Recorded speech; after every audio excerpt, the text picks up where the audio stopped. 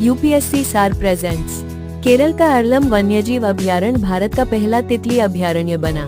भारत की पश्चिमी घाट पर्वत श्रृंखला, जो कि विश्व का एक प्रमुख जैव विविधता हॉटस्पॉट है और यूनेस्को की विश्व विरासत स्थल सूची एवं बायोस्फीयर रिजर्व सूची दोनों में शामिल है, ट्रैकर्स और प्रकृति प्रेमियों के लिए स्वर्ग माना जाता है और लंबे समय से अपने हरे भरे परिदृश्य और धुंध भरे पहाड़ों में सुकून की तलाश करने वाले यात्रियों के लिए आकर्षण का केंद्र रहा है।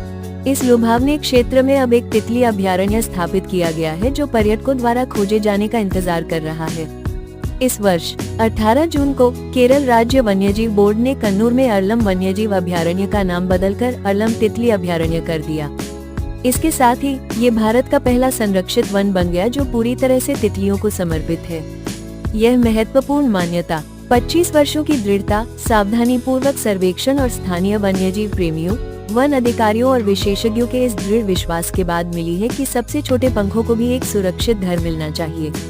यह अभयारण्य, जो उष्णकटिबंधीय और अर्ध सदाबहार जंगलों के हरे भरे तहों के बीच 55 वर्ग किलोमीटर में फैला हुआ है, तितलियों की 266 से अधिक प्रजातियों का घर है, जो केरल की सभी तितलियों का 80% से अधिक हिस्सा है।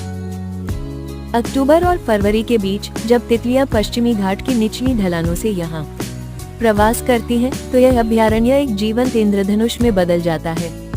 इस मौसम के दौरान एक अद्भुत दृश्य बनता है, जिसे कॉमन अल्बाट्रोस बटरफ्लाई के समय के रूप में भी जाना जाता है, जब सैकड़ों तितलियां हवा में भर जाती हैं और ऊंचे पेड़ों, ऑर्किड और जंगली फूलों के बीच उड़ती हैं। 1984 में अपनी स्थापना के बाद से ही अर्लम शोधकर्ताओं और पर्यावरणविदों के बीच लोकप्रिय रहा है। राज्य वन विभाग 2 दशकों से मालाबार नेचुरल हिस्ट्री सोसाइटी के सहयोग से वार्षिक तितली सर्वेक्षण आयोजित कर रहा है। हर साल जनवरी या फरवरी में अभयारण्य तितली प्रवास अध्ययन आयोजित करता है, जो इस मौसमी आंदोलन का जश्न मनाता है और इन परागणकों के बारे में हमारी समझ को गहरा करता है। अर्लम न केवल प्राकृतिक सौंदर्य प्रदान करता है, बल्कि यात्रियों को शैक्षिक अवसर और प्रकृति के बीच शांति भी प्रदान करता है। Thank you for watching.